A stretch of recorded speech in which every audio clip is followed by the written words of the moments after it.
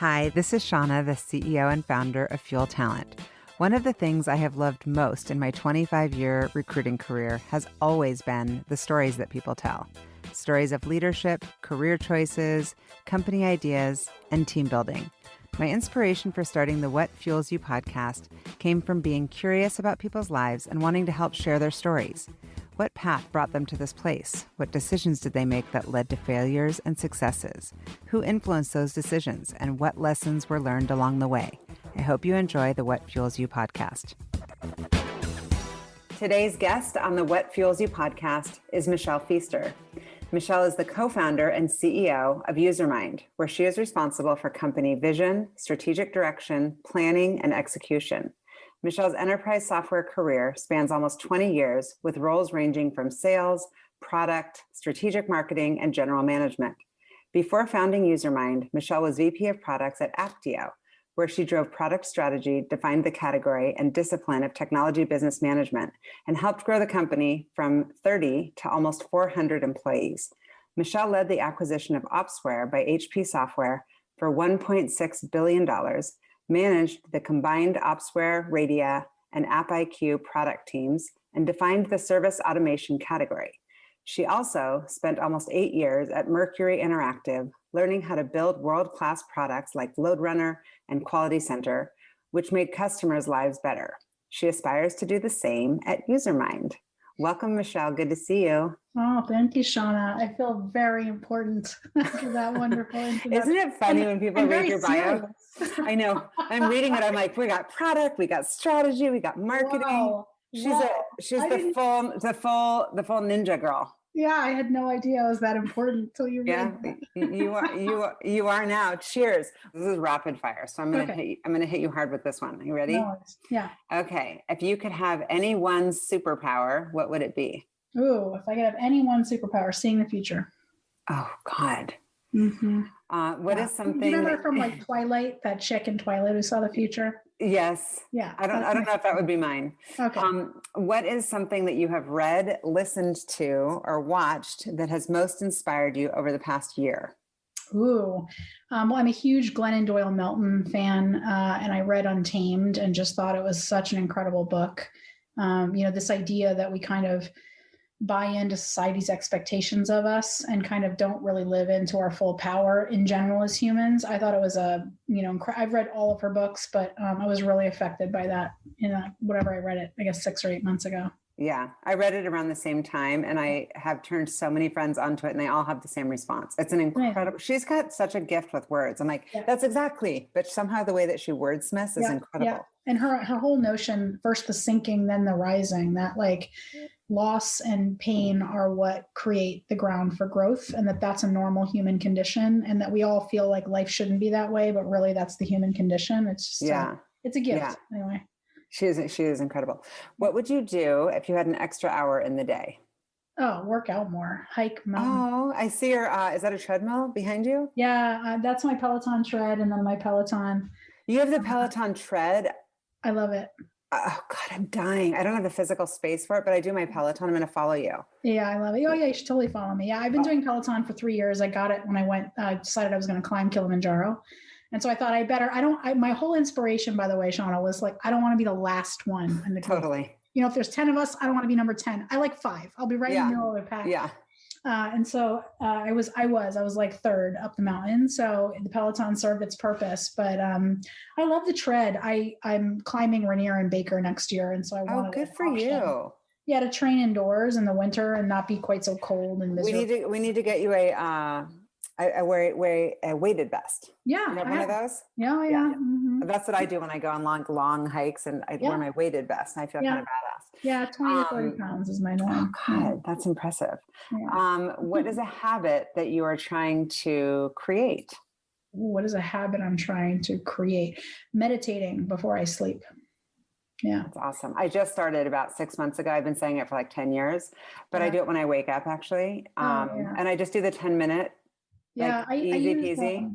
I use Insight Timer. I tried Headspace, but I can't really do unguided meditation. My mind races too much. So I like guided meditations, and it's just such a helpful way to like get in touch with your breath, be more present, deal with anxiety. It's so I've been definitely working on it. Um, What would people be surprised to learn about you? Oh, probably that I'm very sentimental. I'm kind of a big softie. So if you are in my family, I remember all of the dates, and I surprise my sister with thoughtful gifts. And it's always surprising to people who meet me in business and see the more serious kind of focused side to me. But I think life is just all about people, and between people you love, it's really all about memories. And so, yeah, I'm kind of hugely sentimental and a softie in my personal life. I think people would find that quite surprising. Yeah. I don't know why. And I do feel like I have a little bit of a gift of reading people, and I don't even hardly know you, but I'm actually not surprised to hear that. Oh, okay. You do have because you have a very warm, relational personality. And I can imagine your inner circle feels lucky. You're probably that person, is my guess. Okay. Well, this is the perfect question then next. What's the best gift that you've ever received? Whoa, what's the best gift I've ever received? That's actually a great question. Or it could be the best gift you've ever given if you're not receiving. You're just a giver. I love, anything thoughtful, people who know me. I would say I've been really touched. I'm a cook, so I have friends who've given me cookbooks. That's been super sweet. I'm a boxing fan. I have friends who've given me tickets to fights or, pictures of fighters. I think it's anything where, it's me well enough to know it's something I like, and you kind of went out of your way to make it happen for me. And that could be little, flowers, or it could be big. My sister will come and work in my garden and plant things for me because she loves me. So I don't know, it's those sweet things where people think of you, and either it's a perfect gesture or they're doing something to take care of you. My sister prunes my plants when she comes here.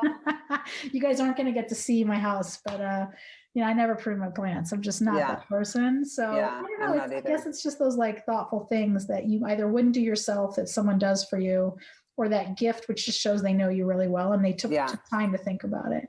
Yeah, exactly. They put some effort in. Okay, final question. Describe your life using one word. Oh my God. A tough one. Blessed. I'm very blessed. Yeah.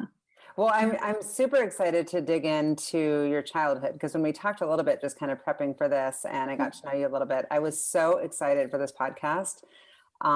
Because, after doing over 100 of them, I've got people who are like, I lived kind of the average, suburban upbringing. Other people who are like, I immigrated with, $10 and not speaking a word of English. And everybody's just got such rich upbringings that I think create the person that we're meeting today. Totally.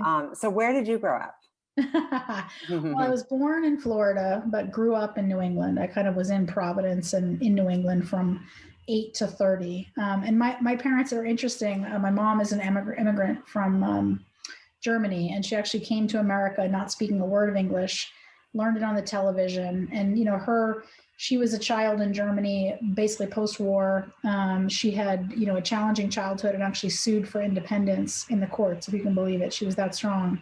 Wow. And worked as a maid in her later high school years, and then the family sent her to college. And so imagine the amount of determination and willpower and work ethic and kind of force of will. That's my mom. Yeah. And so she made her way here and met my father in Florida. And my father he's an English professor, and he's really an artist and kind of I would say an incredibly sensitive soul. And so, I think I got, my urge for creativity came from my father. The fact that I've ended up in product and kind of building things that don't exist. I don't paint, but I guess I paint and create through software. And then I think, my kind of work ethic and ambition and drive came from my mother.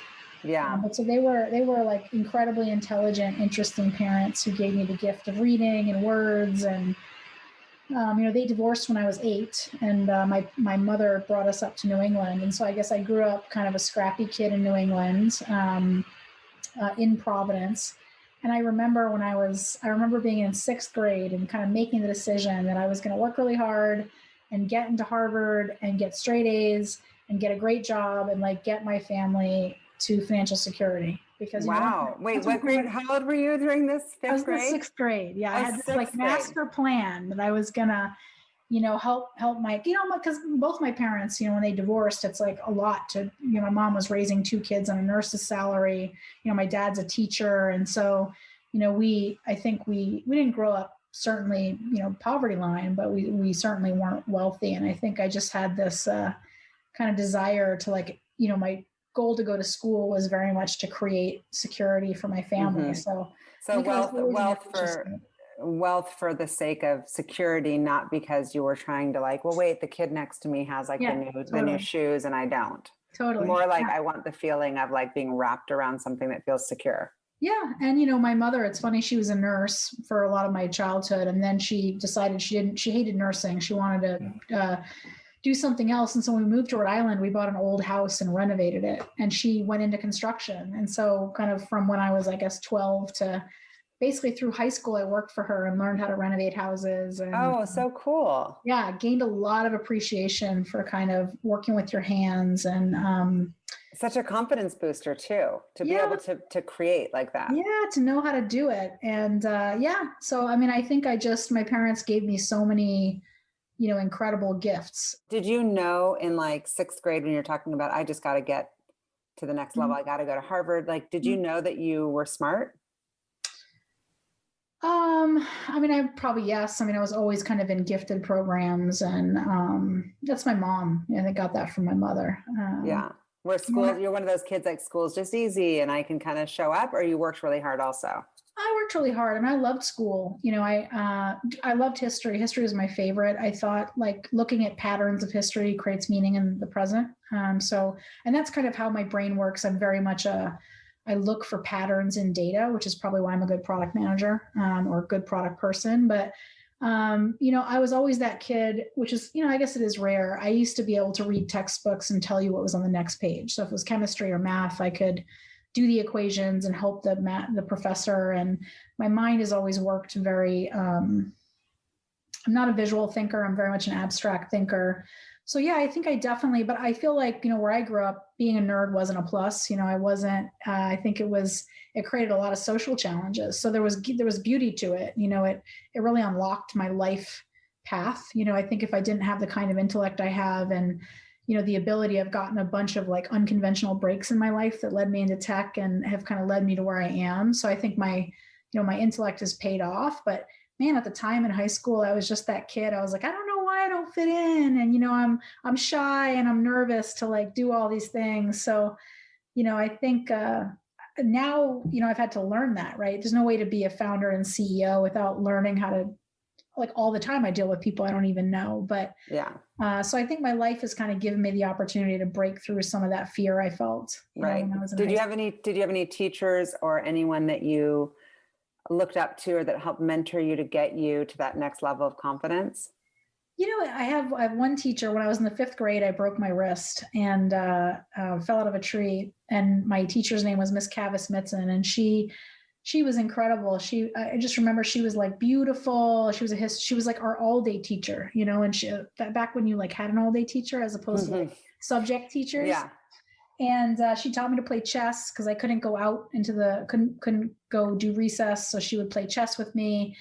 And she was the one, she wrote me a note, and I've kept it my whole life saying, you can be anything, an astronaut, a president, whatever you want to be, put your mind to it. And so she gave me the gift of acceptance, and really telling me this is a special thing. And it's funny, obviously much later in life, I met, Ben Horowitz, who's become my mentor.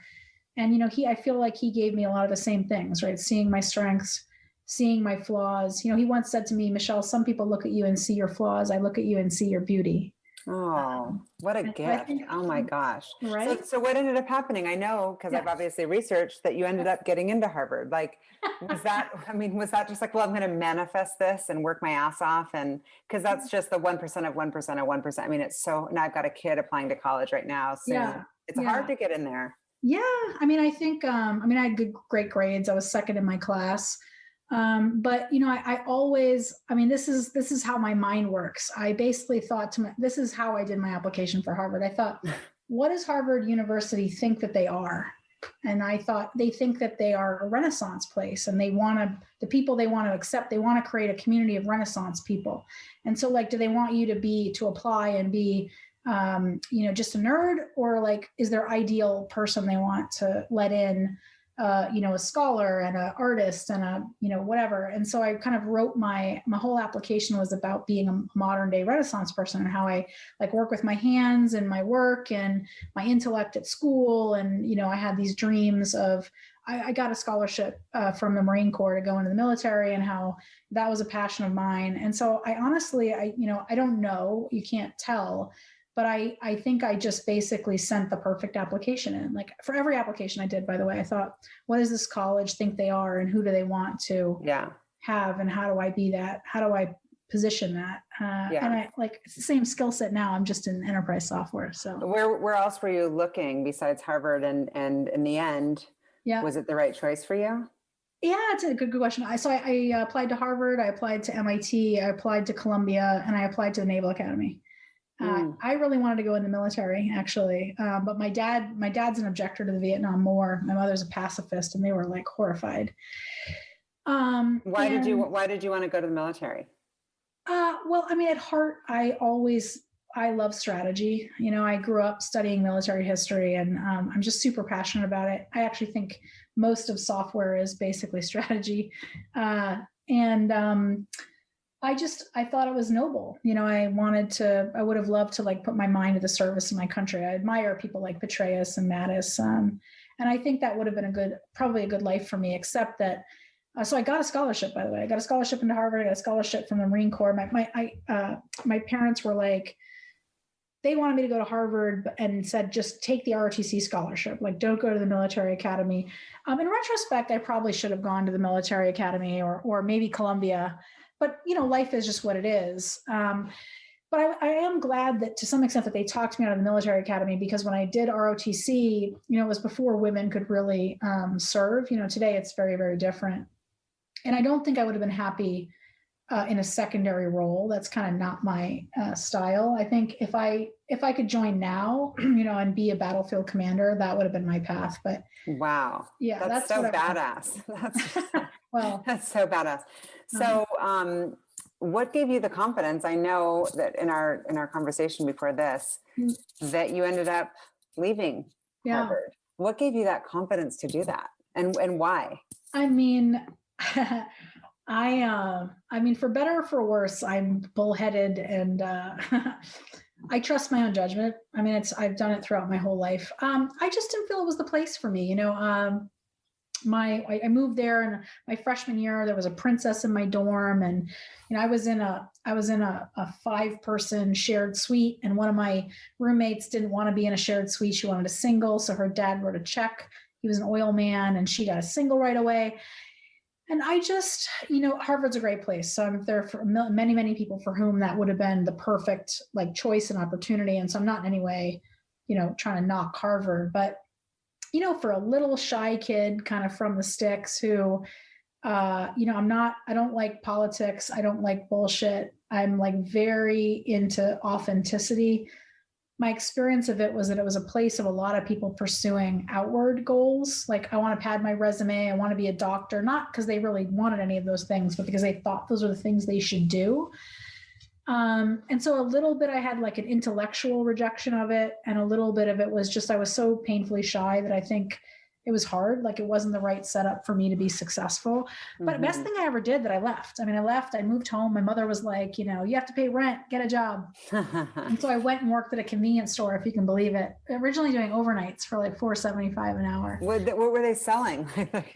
I mean, it was a gas station, like a shop station. I was like, taking the gas bills and selling Diet Cokes and cigarettes. And wow. And was that a moment like a very clear, because based on how you're describing yourself, and I've always wanted to be more like someone like you, I do trust my gut, but I tend to get everyone else's like input too, before I can actually make any sort of big decision, like leaving Harvard or something like that. When you were working at the convenience store, was there a part of you that was like, what has happened to my life? Or was it very clearly like, this is what I'm doing in this moment until I do this next thing? I have never been a person of regret. So no, I never really thought, I should have stayed there. I knew deeply that was not the place for me. Not regretting leaving Harvard, but more like, is this my destiny? Where do I go from here? Yeah. I mean, it's funny. So I worked nights, then I worked days, then I managed that store, then I managed a bunch of them. So I was kind of just organically kind of like letting my life unfold. And, I think all of us, maybe your early 20s are like a time of angst. They were for me. I was like, what is the meaning of my life? Totally.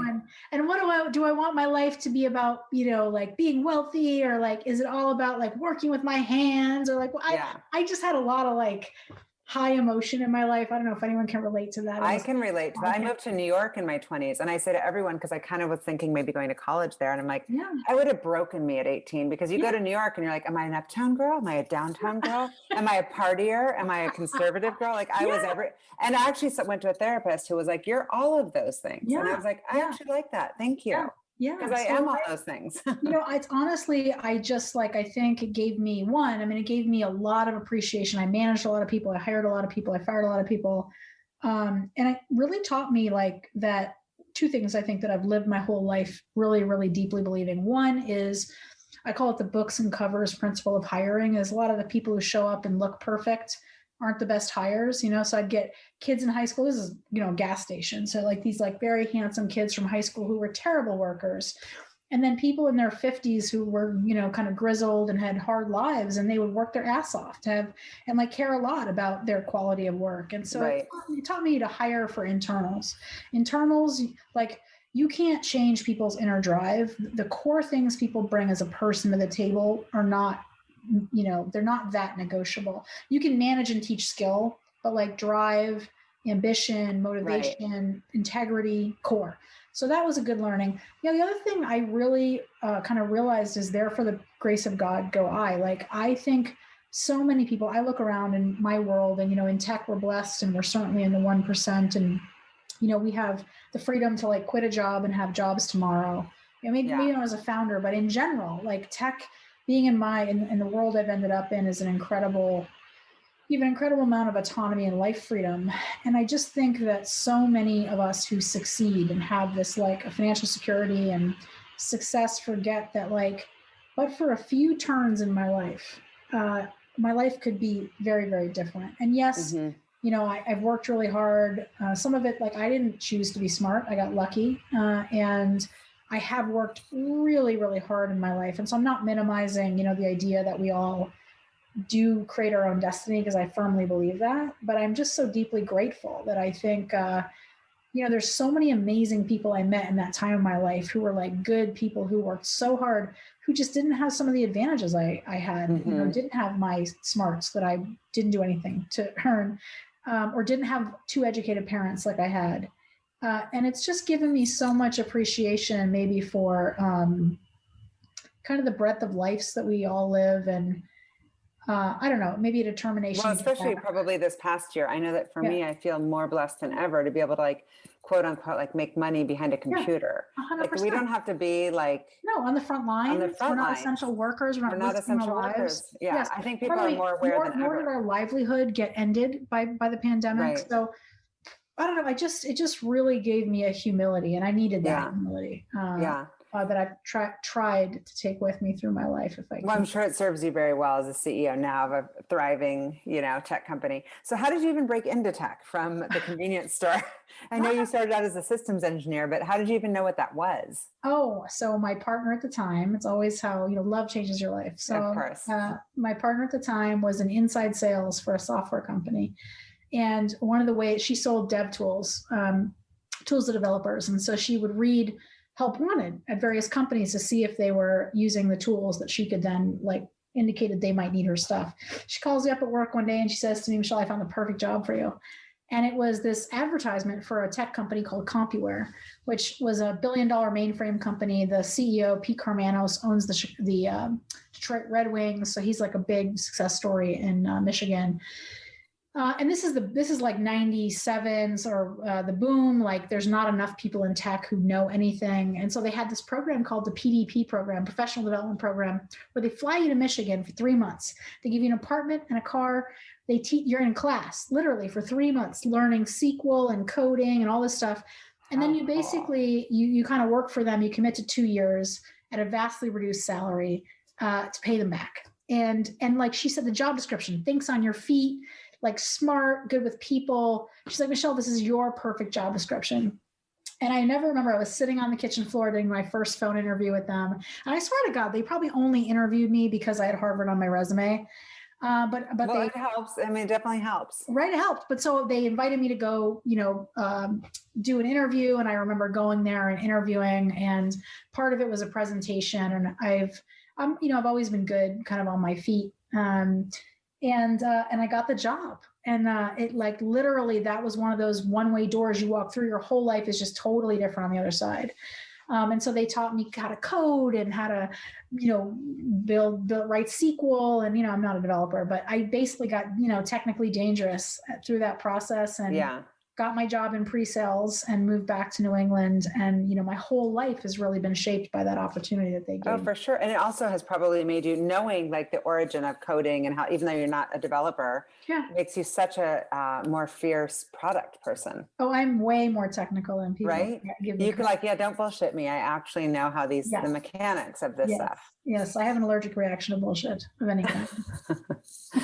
That's awesome. So because it's changed the trajectory, tell me about some of the highlights of your career. And I know that you mentioned Ben Horowitz. Yeah. Where did you intersect with him? What an incredible mentor. Yeah. So I worked at CompuWare for 2 years, super suit and tie place. I kind of knew I didn't fit in. It was really straight laced. And in case you haven't picked it up, but I'm not exactly like a rule follower or like the most hierarchical individual in the world. But I got lucky. I mean, I was taking some deals. They gave me this testing product line, and I was taking deals from the number one player in the market, and they headhunted me. And so I joined a company called Mercury Interactive, and that changed my life. I spent 8 years there, half the time in pre-sales, half the time in product management. And honestly, it was my time in pre-sales was pretty cool. I ended up working with some of their strategic accounts or big accounts. And so they wanted to work with us on like a 3-year roadmap with Mercury. And so it would be like, hey, I'm trying to offshore all my testing to India. Like, what's the plan over 3 years? And so I ended up working really, really closely with the product team. And as a result, got asked to join the product organization and talk about another pivot point of my life. That's when I found my calling, which is, finding gaps, finding problems that people have and solving them with software. And so that was, another big turning point in my life. And so, Mercury ends up getting acquired by HP. My boss calls me up and says, hey, HP has this really kind of broken data center automation business. They've acquired all these companies. Just to date myself, this is when virtualization is like the hottest technology in the data center. And so as a result, people were trying to automate like deployment. They needed to actually have software to do automation that they hadn't needed to before. And so I took over this. My boss was like, hey, it'll be great for you. Like you're a visionary, but it's like everyone's focused on it. It'll be great for your career. And so I decided to do it. I was actually quite scared because I didn't, I was in pre-sales at Mercury. And so I knew products and I could be a PM. And so I thought, well, you're going to find out if you're a really good product person. If you can do product on this business that you don't know anything about, you'll be fine. And I took it over, and 2 weeks in, I basically just told them, look, you should either shut this business down or go acquire the number one or number two player in the market. So we had 200 developers. How much money we were spending, I don't even remember, to have number 5 place in the market. And I went to the leadership team and said, guys, I'm confused. The top 3 players, Opsware, BladeLogic, IBM, have 80% of the market. We're not going to disrupt this market. Like, we're not going to go from 3% to 60%. Like, we're not an innovative company. So either we don't need to be in this market, we should just shut it all down and put our money into markets we need to own. Or if we need to be in this market, then we should go buy the number 1 or number 2 player and put it in the channel. And that turned into the acquisition of Opsware, which was Mark and Ben's last company. And that became another, giant pivot point to my life. So, ultimately HP decided we need to own this. We and BMC were bidding on the deal, and we got Opsware. And so, and what was your involvement? Because when you say pre-sales and product, like usually that person's not necessarily right in the room with these conversations. Like, where was your intersection? Like, literally? I mean, I drove the whole business case for doing the deal. That's incredible. I was actually, when we were deciding if it was Opsware or BladeLogic, we voted, and I was a deciding vote that it would be Opsware versus BladeLogic. I did not do the negotiations. Corp Dev does that.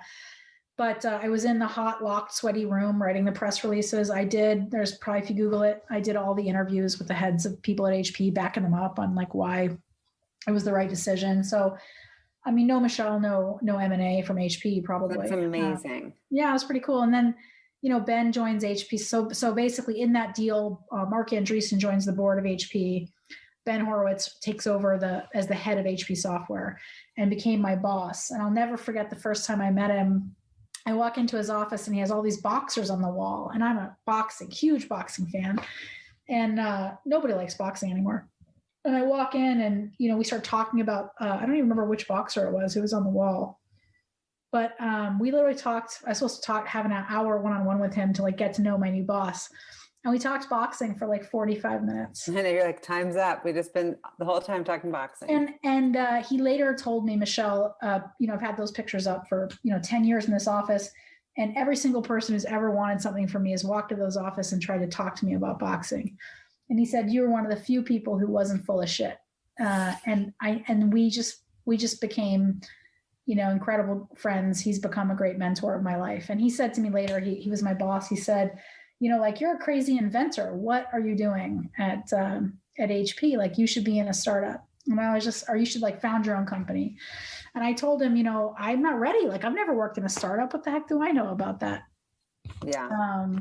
But no, he's become a giant force in my life. And of course, Andreessen Horowitz invested in Apptio, which is, and is that how you ended up at Apptio? 100%. Yeah. I told Ben, hey, who should I go talk to? I was ready to leave HP. And I talked to a couple companies he was invested in. Kind of funny, actually. Every company that I talked to, it was all A's: Apptio, Astrodata, and Actifio. Actifio's IPO'd, Apptio's IPO'd, and got picked up by private equity. Astrodata got acquired. So that was a good crop that I was talking to about a product role. But I knew Sunny, the CEO of Apptio, had worked at Mercury, and so I ended up. Well, and Apptio is such a great success story. I didn't realize that you started there so early. Yeah, I mean, I helped invent that category. Mm-hmm. Yeah, that's incredible. And so what were some of your key takeaways as far as your personal successes and failures while you were at Apptio? Oh my God. That's a good question. I mean, I think, look, it was such an incredible opportunity to build a company from the ground up. So, Sunny, was a serial entrepreneur, and watching the company get built, when do you hire salespeople? How do you make them successful? How do you refine your go-to-market persona? When do you hire a CMO? What an incredible opportunity to be part of that and see him think through those questions with us as a leadership team. And so, I mean, almost every day there's things that I saw him do or that I was part of thinking through that come up in running Usermind that I just feel incredibly blessed to have kind of been through, during my time at Apptio. And so I would just say, like, that was a unique kind of once in a lifetime life experience. I think it also kind of cemented my passion for category creation. So, it's a pretty rare, when I started my job in product, it's pretty rare to do both product management and product marketing nowadays. Most companies separate those functions. And when I started at Mercury, I did both. And I think I'm a rare product person in that I'm good at both. I can position and sell and train salespeople and think about, category positioning. And I have a huge passion for feature design and kind of product strategy. And that is a skill set that lends itself to category creation. And so I think, Apptio also cemented that that's my life. That's what I do.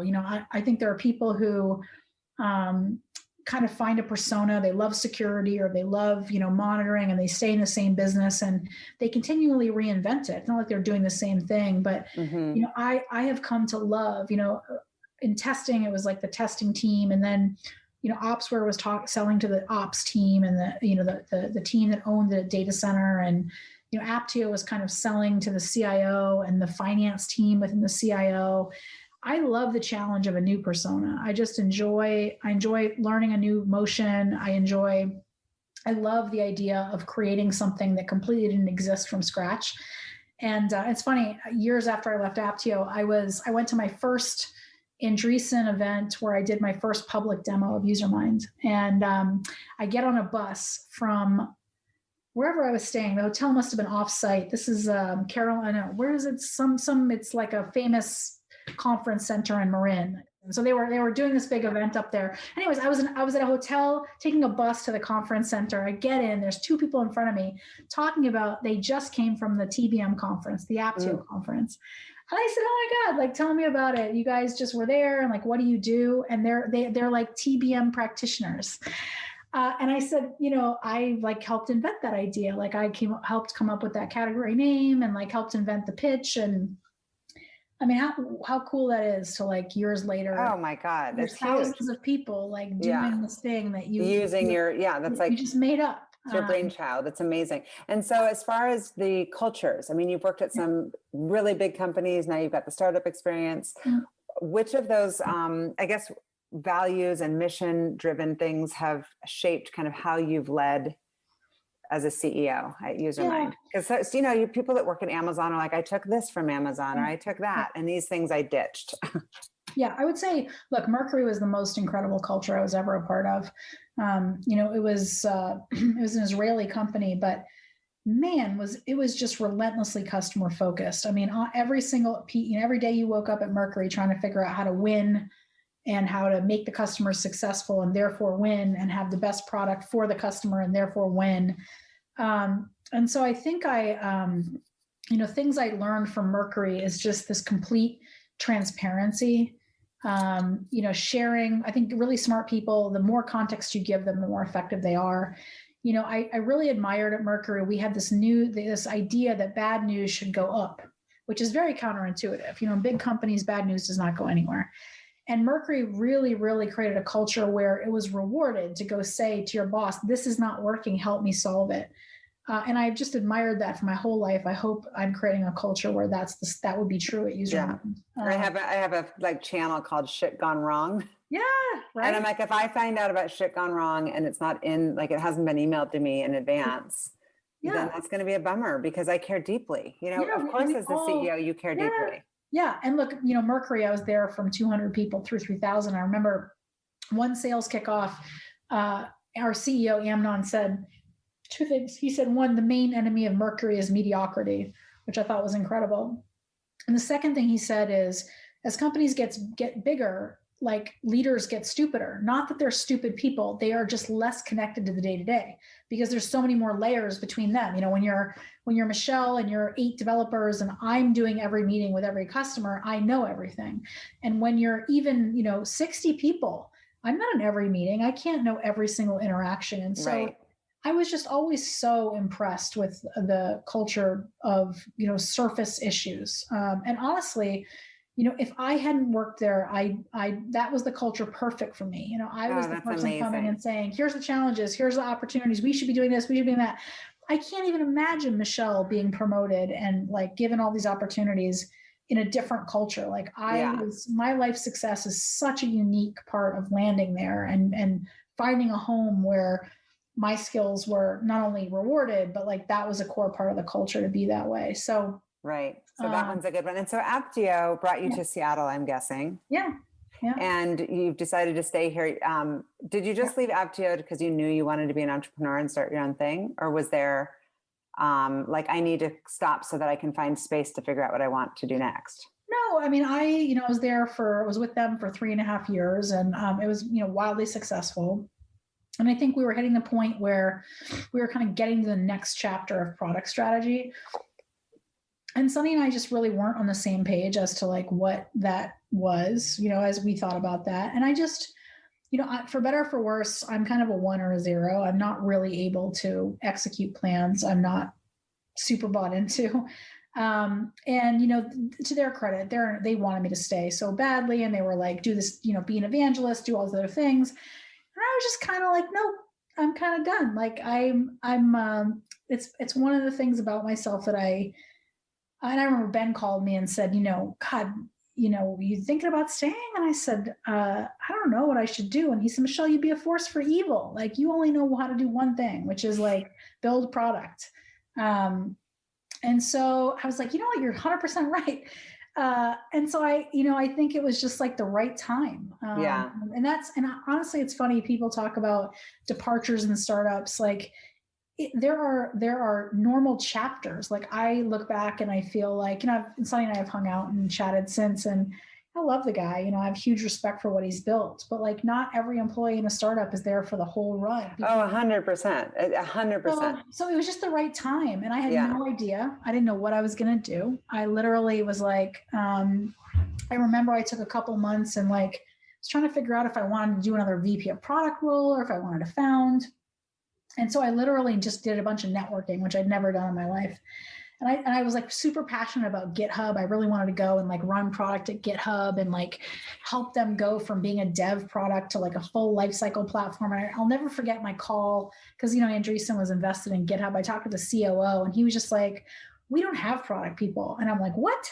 We don't even know, like we're developers. We like build for ourselves. And I was like, dude, probably at some point you should have some product people, but it was like the shortest interview I've ever had. You're like, and next. He talked to me for like 13 minutes and like just had zero interest that he met, a great product mind in the enterprise and like my passion. He had zero interest. So I had a bunch of those kind of interactions, but at the end of the day, I kind of didn't. It was funny. I only met a couple CEOs who I really, really thought I could work for. And I kind of took stock a couple months in and I was just like, what is going on? Why is this? And kind of at the end of the day, I netted it out that I kind of thought I was smarter than all these other CEOs. And, Ben told me, one day you're going to wake up and realize you can't work for anyone. And I thought, well, shit, I don't think I should work for someone. Not that I even, not that I couldn't if I found the right person, but wow, what a rare animal is it that I'm going to go in and really be able to work for them and do good for them. Because if I sign up, it's my job to like deliver their vision. It's not, it's not my opinion. So that was the chicken and egg part of it is, I know I want to found a company. I know I'm going to do this. And then you go and try to like whiteboard and think through ideas, or you had an idea? No ideas. No ideas. So walk me through the idea of Usermind. Well, my process is very structured. There's always a process. I basically think that ideas come out of change. And so I wrote down a list of things I thought were changing, all of which ended up in Usermind. And they all sound obvious now, but 7 years ago, they weren't that obvious. And so it started with basically, I think every front office function is going to be digitized. Sales, marketing, HR, customer service. It's all going to become completely software powered. Awesome. Those teams hate IT. They're not going to let IT build anything. They're going to go buy all that software from SaaS companies. They're going to buy it all subscription. It'll all have APIs, and they're going to form a little tech team to manage it. And so it turns out that's true. Marketing operations, sales operations, call center operations, like all these ops teams became the like shadow IT team for those teams. And I thought, no one's building software for these people. I'm going to go interview them. And so over 4 months, I interviewed about 300 people in those functions. And I found a couple ideas, but the two that are probably most interesting, one that I didn't do. So it was very obvious to me that all the customer data was disconnected and there'd be a huge market, which is turning into the CDP market, customer data platform market. And locally Imperity, plays in that space. But I looked at Segment, who I thought was just like they were going to win. And they just got picked up by Twilio, obviously. And so I thought, well, that idea is too obvious. And so I thought, well, what happens if customer data gets put in one place? Well, then there's a big gap between the data platform and the channels. And so somebody should go build an orchestration engine that basically does real-time decisioning. Like the future is that someone's going to monitor cross-team, cross-channel and make it better. And so that was the idea that kind of sparked Usermind. And you were solo, or you found a co-founder? How'd you go about? I found a co-founder. Yeah, I was super. I mean, I'm not a technologist, so I thought. I mean, everything I read said like it is really hard to do it alone, and so I went kind of through my network.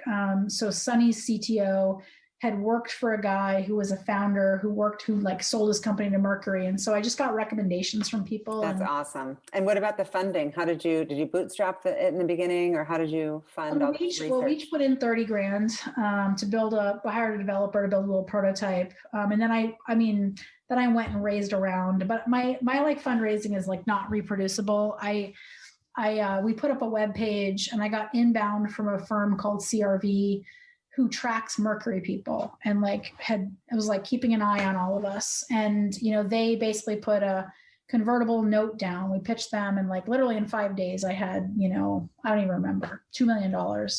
Wow. And then I called Ben and I'm like, well, shit, dude, I can't take money from somebody else. And so, long and the short of it is we raised like $7.6 million on a prototype, which is literally my like God. not a reproducible. Wow. Yeah. Mind blowing, right? Yeah. And so did you have any, I'm guessing the answer is no, but did you ever have any feeling of kind of imposter syndrome in those early days? God, are you kidding? Yeah. They like wrote me this check. And then I remember telling Ben. You're like, well, now what the hell do I do? I remember telling Ben for the first 2 years, I couldn't sleep at night because I took your money and I don't even know if it's a good idea. And I remember him telling me, it was so funny. I think I closed my first big enterprise deal. And he was like, why didn't you ask me? I always knew it was a good idea. What are you talking about? Oh my God. Well, I was like very much imposter syndrome, like, why did people give me this money? But, also I had no idea what being a CEO was like. I didn't even know what my job was. I'm like, do I micromanage? Do I have hands off? Like, I feel like you read all this on some level goodness about like the HubSpot culture code and, all these like how to build this great culture. But at the end of the day, all that's an output to like building a team that builds a product. And so I just don't even I think for 2 years, I had no idea even what my job was and like and honestly, how terrible that is to say, like I founded my company, I guess early 40s. And I didn't know what I was doing after many, many years in enterprise software. I think that's so common. Yeah. So this is why I think serial founders are so much more effective. Like if you start at 23 and you fail your first couple times and then you make it like even better. But there's just something about, the learning curve of being a CEO. Like there's no job description. No one tells you how to do it. So it probably took me 2 years to even have a clue what I thought my role was. And I remember, my co-founder ended up leaving the company. I remember that I was like, I am now a CEO. Like I'm a CEO. And what's that experience? The co-founder leaving. So there's a gap there. So you just replaced the person with a tech leader. I went and got a part-time CTO and a head of engineering. Look, I think, it's been, the highest of highs, the lowest of lows. How has it been as far as, many CEOs talk a lot about mental health and the drain emotionally on what it's like, especially when you say you're like sleep deprived the first couple of years? Well, I remember, so first of all, I'm a huge advocate of therapy. I've been in therapy since like the second year of founding my company. I remember, I would say two things. I wasn't sleeping. I was having back pain. I remember going home. So I got an apartment like a block from my office. I thought I'm going to simplify my life, right? I'm going to like eliminate all these distractions, try to be successful. And I remember going home and playing video games. And for anyone who knows me, like I'm the opposite. I'm live big, be outside, like play hard. I'm not a escape, like play video game person. Yeah. And I remember thinking like, what is wrong with me? And so I go to the doctor and I'm like, my back hurts and I can't sleep. And they give me some medications, a sleep medication. I go home and I Google it. It's a former antidepressant that they now it's prescribed for sleep aid. I was just like horrified. So literally, this is where, I don't know who's religious or not, but this is where I believe in God. So like literally 2 days later, I meet a friend for a drink and she keeps talking to me and she's like, Dr. Grace this and Dr. Grace that. And I'm like, who is this Dr. Grace? Because everything after Dr. Grace is like the smartest thing I've ever heard. It turns out it's her therapist. And so I was like, this is a God moment telling me I don't want to take an antidepressant. I don't need help to sleep. I need to go talk to somebody and get help. I am not happy. And I remember going to my therapist and saying like, so that started my journey on therapy. Like even just learning to name how I don't think I ever realized in my childhood, I wasn't given the words for emotions. I wouldn't even have told you I knew what I was feeling. I kind of compartmentalized and kind of held down a lot of my emotion. And I like have to say, like being a founder in 7 years, I've grown more as a human being than in my whole life put together. And some of it is you realize that like you can escape your own trauma and your own issues when they only impact you. But when you're the CEO and like when it hurts other people or like it creates blind spots, you just feel like you have to solve that stuff. So totally. I think in that sense, that early fear and kind of like uncertainty of Usermind was a huge opportunity to kind of like find myself and like, not that I and take accountability versus just try to like tuck it under the rug. That's a more positive way to say it, to own it, to own it and try to figure out how to come from a place of strength in those scenarios versus like not. So I mean, it's been incredible. I always say to people, like, even if the company failed, it's been the greatest choice of my life to found. Oh, that's amazing. And so how would you describe all of these lessons, the work experience, the Harvard, just all of it, your whole story kind of creates who you are today. So how would you describe your leadership style today? Oh, I think, the number one reason people work with me and for me is I am an incredibly authentic and real human being. And I think that means like creating room for failure, like being really open about the things I missed in the company or that I'm struggling with. But it also means being unafraid to like push hard and have a vision and be unapologetic to try to like drive for the future. And I think the more comfortable I've gotten as myself, the easier that's been to like just be who I am and feel comfortable about it. I also think that it's changed me a lot in that I think when I was earlier in my career, perfection and a fear of failure can really motivate you to, if you're unforgiving to yourself, you're unforgiving to other people. And so I would say like earlier in my career, I wouldn't say I was like a taskmaster, but I was like a micromanager. No, just very intolerant. Like I demanded perfection and I drove it out of people. And people who worked for me would say they came out of it like knowing like they could do 10x more than they ever thought they could do. But I wasn't particularly interested in being super like warm, fuzzy or kind about it. And I think I've just like, there's something that's just shifted for me. And it's not, I think I have the same high expectations or close, maybe not quite. What a great combo meal though. You're like, I'm demanding, but I'm also empathetic. Yeah. I think I just have so much more both patience for myself and therefore patience for other people. But like, honestly, often it's not a problem of intent. There's like trying to diagnose why things are working or not working is not often as simple as I think I made it out to be earlier in my life. So interesting. Honestly, you're never done learning how to lead and manage. I feel like every time I feel comfortable, the company gets bigger, and then I'm like, well, shit, I don't know how to lead. Like, there's all these new problems. So yeah, totally. More people, more problems. Yeah, for sure. Yeah. Okay, so you've raised some significant money, and obviously with that comes board members. How do you choose your board members, and what's the process? How important is that to vet the right ones? Ultimately, what you want in the board, I think, is like three core things: people who can help you build the company and raise more money, people who can help you operate the company and give you direct feedback on things you need to hear, whether it's like, hiring people or thinking about scale. And so that's some combination of individual experience they bring to you, but also your board dynamics that you create. And then the third thing is like, how much work can a board member do for you outside the board meeting? Like everybody wants to meet Ben Horowitz. So, Ben can literally close people for me and, help me get intros and get meetings. And so a lot of the impact of a board member is felt outside the pure board. For sure. The strategy of it alone, and helping you build the company. So, I would say, look, I think like if you're thinking about building a board, some of it is you definitely want to get heavy hitters because people want to, Andreessen, Sequoia, Benchmark, Excel. That's as much about fundraising as it is about the board member. But I think it makes it easier to build your company. Customers want to buy from you. Like there's a lot of value if you can get to that top tier VC money. It gives you a lot of blessing. Yeah. Well, it's like getting Harvard. Yeah. You got it all. I think there's some goal to have a combo of like really experienced board members and less experienced board members. Experienced board members give you a lot of value in the board meeting. Sometimes less experienced board members work harder for you outside the board meeting. Yeah, interesting.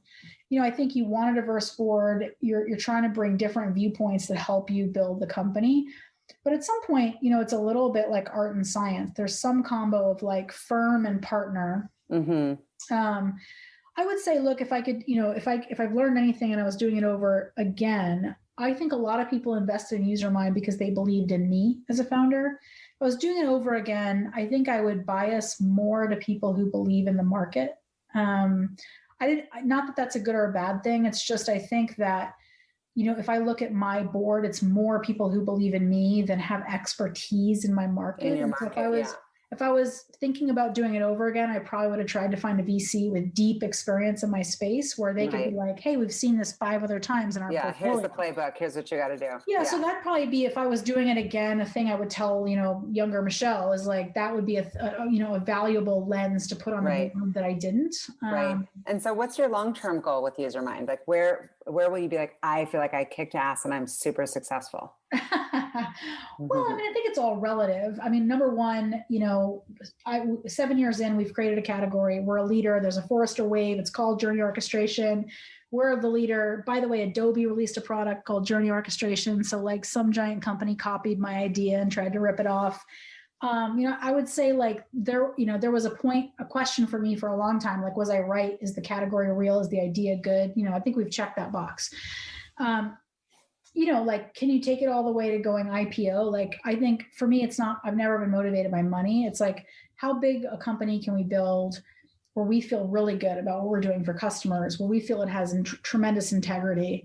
And I always say to people that the thing you can't decide or predict is like, if the customer decides they want to buy it from a bigger company as part of a larger suite, then, I'd rather land it and make my customers and companies successful. Right. And so I think, look, there's early in the life of a company, you never know if you have anything. Like, can you get to a couple million in revenue? Is your idea any good? Do people even want it? I feel incredibly blessed that we've like checked all those boxes. Like 1% of startups actually have a yes to all those things, and we've gotten there, and maybe even less get to like leadership in a category. So that's pretty incredible. And now I think it's really like, I want to build a great team. I want to make our customers wildly successful. It's enjoyable to like try to grow the company. And, is that like, box as an outcome, or is that, becoming part of a larger company? Like, honestly, that's less important to me. I always say to people, the most important thing is that it has integrity, that everybody who came to work at Usermind said, hey, I came out of it a better person. I learned a ton. I grew a ton.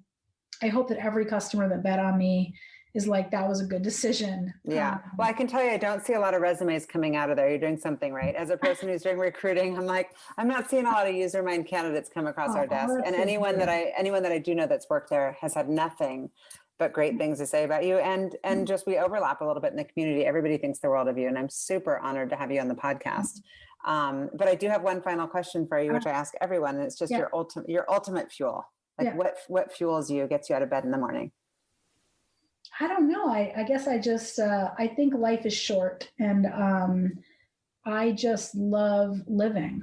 Like, carpe diem, live it as big as you can, suck the marrow out of life, whether it's like hike every weekend, get out in the mountains, work as hard as you can, love as hard as you can, touch as many lives as you can. I always say to people, like, the meaning of my life is the people whose lives I've touched. And my hope is that the people who work with me or the customers, like, see more as possible, that the employees walk away believing they can do more. They have more skills than when they started. The customers feel like they were seen. But I think that's the meaning of life. So I guess I just want to like make as big a footprint as I can while I'm here and have as much fun as I can along the way doing it. I love it. It sounds like you are. And I can't wait to hear about your climbs. Those are pretty badass too. Yeah. And I'm so glad to see you. Thank you again for being on the podcast. All right, Shauna. Thank you. Thank you for listening to the What Fuels You podcast. Be sure to subscribe, rate, and review on iTunes, Google Podcasts, or Spotify, and follow us on social media to keep up with the latest news and episodes. You can also contact us at podcast@fueltalent.com to provide feedback, ask questions, and share topics or guests you would like us to cover in the future. We hope you feel inspired by our guests and that we have helped fuel your day. Join us next time for another episode of What Fuels You.